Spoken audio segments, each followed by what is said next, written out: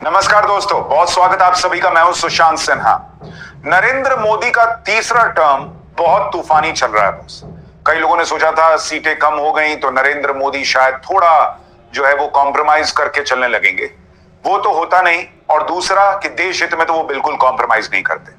इसलिए अब मोदी क्या तूफानी करने वाले हैं जो ट्रंप से लेकर राहुल गांधी तक को बेचैन कर देगा। आज इस वीडियो में आपको यह बताने वाला हूं, क्योंकि ट्रंप की भाषा राहुल गांधी बोलते हैं। ट्रंप बोलते हैं Indian economy is dead, Rahul Gandhi कहते हैं यस ट्रंप भैया सही बोल रहे हैं। ट्रंप कहते हैं हमने सीज फायर करा दिया, राहुल गांधी को यकीन होता है अपने देश की सरकार, सेना, अपने देश के विदेश मंत्रालय कोई भी कुछ भी बोल ले, राहुल गांधी को यकीन नहीं होता।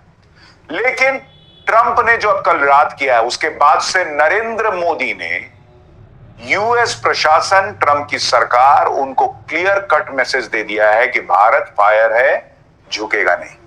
और इसलिए मोदी क्या कर रहे हैं आज आपको इस वीडियो में देखना चाहिए। और आपकी राय क्या है ट्रंप के इस प्रेशर पॉलिटिक्स पर, राहुल गांधी पर, और मोदी जो कर रहे हैं, इस वीडियो को देखकर जरूर कमेंट कीजिएगा।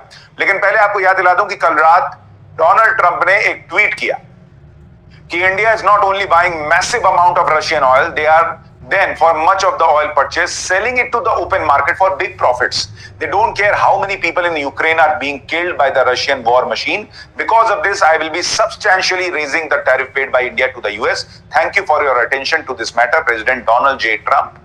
यानी डोनाल्ड ट्रंप ये दुनिया को बताना चाह रहे हैं कि भारत रशिया से तेल खरीद रहा है और फिर उसको दुनिया में दूसरी जगह बेच भी दे रहा है, और इससे यूक्रेन में जो है वो युद्ध रुक नहीं रहा और वहां मौत हो रही है। आप जब चुनाव में वादा करके आए थे कि आप जो है वो एक दिन में रशिया और यूक्रेन का युद्ध रुकवा देंगे, जो आपसे आज तक नहीं हो पाया, तो क्या भारत से पूछ के किए थे वादा कि भाई तुम ना तेल मत खरीदना, मैं युद्ध रुकवा दूंगा? दूसरी बात, खुद जो है आप रशिया से जो है वो व्यापार कर रहे हो, यूरोपीय यूनियन कर रहा है, और भारत को ज्ञान देने चले हो। इसलिए डोनाल्ड ट्रंप की बातों का नरेंद्र मोदी लोड नहीं ले रहे। क्या कर रहे हैं वो दिखाने से पहले दिखाता हूं कि मोदी कितने मस्त मूड में। आज देखिए एनडीए की बैठक थी, वहां मोदी मोदी और जय जय हर हर महादेव के नारे लगे हैं, जरा देखिए।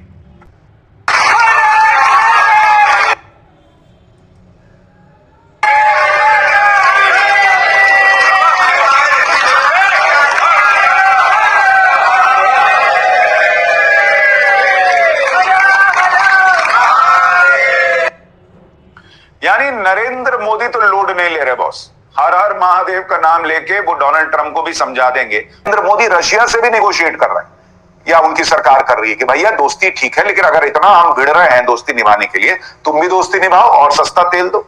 तो भारत और सस्ता तेल लेगा रशिया से, और यहां अमेरिका से जितना तेल लेना वो लेगा, जो हमारी जरूरत पूरा करेगा। और भारत एक दो नहीं कई देशों से तेल खरीदता है, सिर्फ रशिया से नहीं खरीदता है। तो एक चीज तो क्लियर है कि भारत अपने हिसाब से चलेगा, अमेरिका और डोनाल्ड ट्रंप को आंख में आंख मिला के एक्सपोज करेगा। ये नया भारत है, और नरेंद्र मोदी की ये विदेश नीति राहुल गांधी और कांग्रेस को नहीं समझ में आएगी, तो नरेंद्र हमारी फॉरेन पॉलिसी कंट्रोल करेगा। फाइनली क्या हमारी इकोनॉमी डेड है? बहुत सेंसिटिव सवाल है, लोगों को यह बात चुभी है। मैं बोलूंगा कतई ही नहीं, हमारी इकोनॉमी डेड नहीं है। लेकिन हमें यह बात भी समझना होगा, मानना होगा कि हमारी जो विशाल जनसंख्या है वो हमें फोर्थ लार्जेस्ट इकोनॉमी बनाती है, ना कि हमारी आर्थिक शक्ति जो दूसरे देशों को हमारे सामने झुकने के लिए मजबूर कर दे। इकोनॉमी डेड नहीं है, लेकिन मेक इन इंडिया डेड हो चुकी है। Startup India, deep tech in India कोई ग्लोबल प्रोडक्ट नहीं बनाती है, डेड हो चुकी है। हमारी भूख मर चुकी है कि हम एक बेहतर कल बनाए अपने लिए, बेहतर देश बनाए अपने लिए। अब्दुल को टाइट करते करते पता नहीं चला कब अमेरिका ने हमें टाइट कर दिया।